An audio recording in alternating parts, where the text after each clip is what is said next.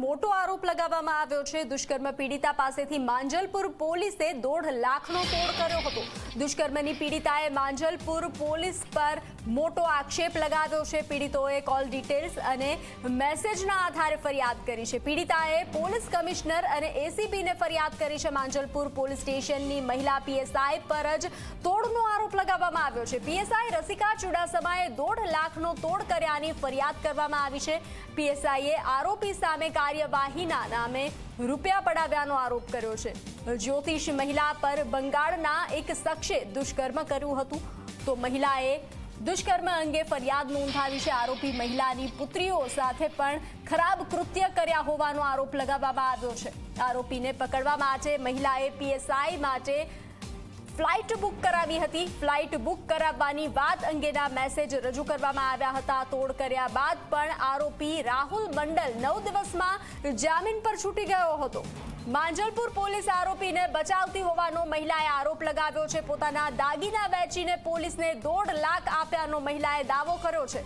Police કમિશનરે સમગ્ર case મુદ્દે ડીસીપીને તપાસના આદેશ આપ્યા છે। ડીસીપીને તાત્કાલિક રિપોર્ટ આપવા માટે પોલીસ કમિશનરનો આદેશ છે। ગુજરાત પોલીસ ફરી એક વખત શર્મસાર થઈ છે અને આ ઘટના બની છે વડોદરામાં, જ્યાં વડોદરામાં એક મહિલા સાથે દુષ્કર્મની ઘટના બની અને પોલીસે મહિલાને ન્યાય અપાવવાના બદલે તેની પાસેથી 1.5 લાખથી વધુ રૂપિયાનો તોડ કર્યાનો આક્ષેપ મહિલા દ્વારા કરવામાં આવ્યો છે અને તે બાબતની ફરિયાદ પોલીસ કમિશનરને અરજી આપીને કરવામાં આવી છે। ત્યારે જે મહિલા સાથે ઘટના બની છે તે પીડિતા મહિલા આપણી સાથે છે, આપણે તેમની સાથે વાત કરીશું। બેન, શું હતો આખો મામલો અને કેમ પોલીસે તમારી પાસેથી પૈસા લીધા? मैं पुलिस પાસે ગઈ હતી મારી ફરિયાદ લખાવવા માટે। એમાં એમણે મને કીધું કે આરોપીને પકડવા માટે એમને સરકાર તરફથી મંજૂરી નથી મળતી, જેના માટે એમને પૈસા માંગ્યા અને 80,000 મેં એમને એ ટાઈમ પર આપ્યા, જેમને એમાં ફ્લાઇટ ટિકિટ, આવવા જવાનો ખર્ચો, ખાવા પીવાનો ખર્ચો બધું ઉલ્લેખ હતું અને એ પછી એમને આરોપીને પકડવા માટે ગયા। પછી શું? પછી એમણે ફર્સ્ટ મે જ્યારે એફઆઈઆર કરાવી હતી, મેં 30 મે પૈસા આપ્યા। ત્યાં સુધી 1 મહિનો એ મને એવું જ કહેતા હતા કે એમને હજુ સુધી પરમિશન જ નથી મળી જવા માટે અને પૈસા પણ એમને ગ્રાન્ટ નથી મળ્યા।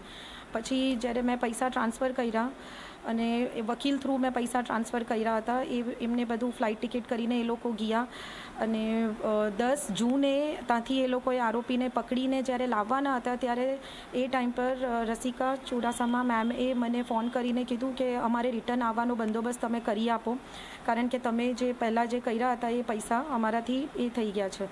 તો ત્યારે મેં પછી ફરી પાછું 75,000 એમને અગેન આપ્યા અને એ કરીને એ લોકો બધા ત્યાંથી ફ્લાઇટમાં રિટર્ન આવ્યા। આમાં રેપ કેસનું એક એ હતું અને મારી છોકરી સાથે જે રોંગ કર્યું એના વિશે અમે ફરિયાદ લખાવવા પોલીસ સ્ટેશન ગયેલા, જેમાં પોલીસવાળાએ ખાલી મારી ફરિયાદ લખી અને મારી ડોટર વિશે એવું કીધું કે એ હજુ નાની છે અને મેડિકલમાં જશે અને એની લાઈફ સ્પોઇલ થશે, તો એનું તમે નહીં લખાવો અને મારું જ કેસ વિશે કરીને એમને બધું ફરિયાદ લખાવી હતી। મેં 2021માં ક્લાસીસ જોઈન કર્યા હતા, એમના ઓનલાઈન ક્લાસીસ। આરોપીનું નામ છે પ્રણવ મંડલ ઉર્ફ રાહુલ સર કરીને એમના ઓનલાઈન ક્લાસીસ ચાલતા હતા, જેમાં એમનું નામ પીકે ન્યુમરોલોજીસ્ટ તરીકે પણ હતું।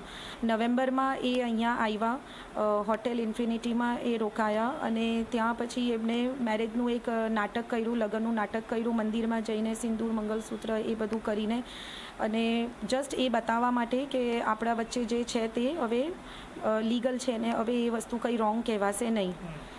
અને જ્યારે મેં એમને માંગ કરી કે તમે તમારા પેરેન્ટ્સને ને ફેમિલીવાળાને ક્યારે બતાવશો કરીને, તો એ કહેતા હતા કે ભાઈ આજે નહીં, કાલે, આ મહિને નહીં, નેક્સ્ટ મંથ હું મારા ફેમિલીને બતાવીશ ને એમને લઈને પણ આવીશ। અને દર મહિને એવી રીતે આવતા હતા, હોટલમાં રોકાતા હતા અને મારી સાથે રોંગ વસ્તુ એ ચાલતું જ હતું। શું લાગે છે જે આ મહિલા પીએસઆઈ જે તમે નામ કીધું, તમે પણ એક મહિલા છો, તો ન્યાય અપાવવામાં ક્યાંક જે એમને પોતાની જવાબદારી નિભાવવી જોઈએ નથી નિભાવી, તમે માનો છો?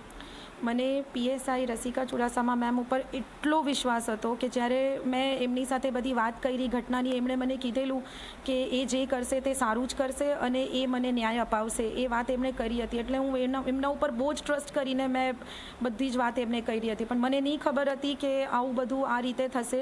મેડમે આખું કેસ જ ચેન્જ કરી દીધું, આરોપીને પણ છોડી દીધું અને મતલબ આ વસ્તુમાં કંઈ ન્યાય જ નહીં આપ્યો ને મારા પર પ્રેશર પણ બનાવ્યું કે તમે કેસ પાછો લઈ લો, જે ફોટો વિડીયો વાયરલ કર્યા છે તો તમારી પાસે કોઈ છે નથી જે સામે આવીને બોલી શકે, ખાલી તમારી પાસે ધમકીના ઓડિયો ને એ બધું છે તો એના ઉપર તો એવું કંઈ થાય નહીં કરીને અને એમને છોડી દીધા. દુષ્કર્મની જે ફરિયાદ દાખલ થઈ, આરોપીને પકડ્યા પ્રણવ ઉર્ફે રાહુલ મંડલને, કેટલા દિવસમાં કોર્ટમાંથી જામીન મળી ગયા? એમને 10 જૂને એમને ત્યાંથી ફ્લાઇટથી કોલકાતાથી અહીંયા લઈને આવેલા અને 19 જૂને એમને બેલ મળી ગઈ હતી, જમા એમને એ થઈ ગયેલું. આરોપીના વકીલ કોણ હતા? આરોપીના વકીલ આપણા જે પૂર્વ માંજલપુરના પીઆઈ છે એમના સગા ભાઈને જ આ કેસ આપવામાં આવ્યું, એટલે પોલીસ આમાં ફૂલ્લી રીતે ઇન્વોલ્વ છે, કારણ કે એ વ્યક્તિને આપણા પૂર્વ પીઆઈ જે છે એમના સગા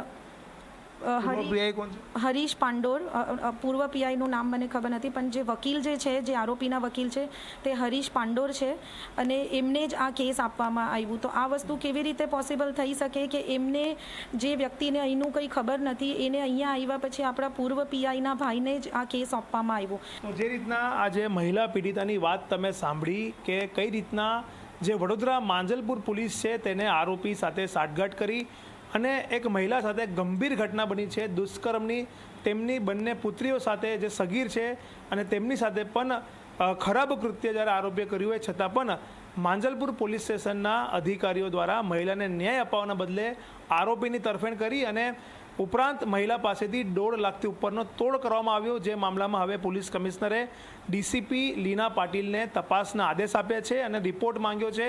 કેમેરામેન મુકુંદ દવે સાથે રવિ અગ્રવાલ, ઝી મીડિયા, વડોદરા. હાલ બુલેટિન